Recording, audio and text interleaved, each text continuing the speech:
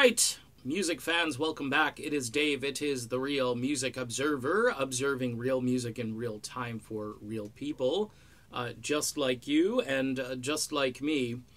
Sad news about Huey Lewis as he continues to suffer from Meniere's disease, which is a real nasty hearing issue where at certain times everything you hear is very distorted, much like a cacophony of noise, and it's not discernible, and it's like losing your bearings in an auditory way where you're trying to kind of figure out what sounds you're hearing. There are a lot of great places that are doing research on this, but right now Huey Lewis remains sidelined, even though he does have a new album in the works. Much of the material had already been recorded. The album is due out sometime in the spring, and I guarantee it'll be great quality music, because that's what Huey Lewis is known for. He is a great album maker with himself and the News.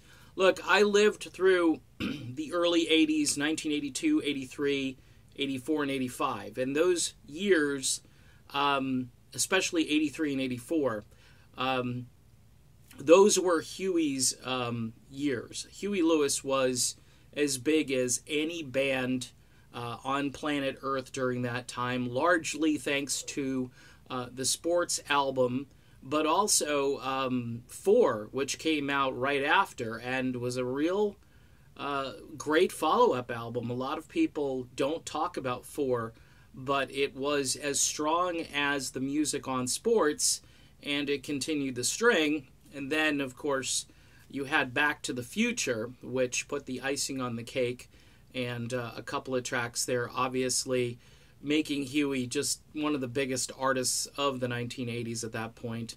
The Power of Love being a song that even today is blasted maybe a little bit too much from your favorite 80s station.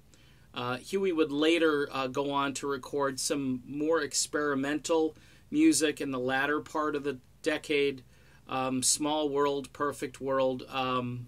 Both of those songs, by the way, are fantastic, but really taking kind of a more jazzy approach to what they had been doing. And I think that ruffled some feathers over at rock radio where I was at, but I was playing it all. I mean, it was Huey Lewis, and you'd be kind of stupid not to play Huey Lewis and the News. So again, we're hoping that Huey will come back. Based on this article I got from Ultimate Classic Rock, it appears as though he has a couple of good days and then like 20 bad days. You know, he thinks he's going to sing, and get out there and perform live, but then the hearing issue is just too persistent for him to make any inroads and try to book any dates. No word, of course, about touring after this new album comes out, but my guess is that he's not going to be able to support the album with a sustained tour. You never know. He may show up somewhere and do a one-off gig. If he wakes up that morning and his hearing is good, he may run out to San Francisco or somewhere that's, I don't know, close by to where he lives and give it a shot. But right now it doesn't look good. And, if you're a fan of Huey, you got to feel sad and you got to feel bad for the guy, because he's just a great live performer, and he is definitely missed on the scene these days. All right, done with this video. Let's hope that Huey can make a full recovery.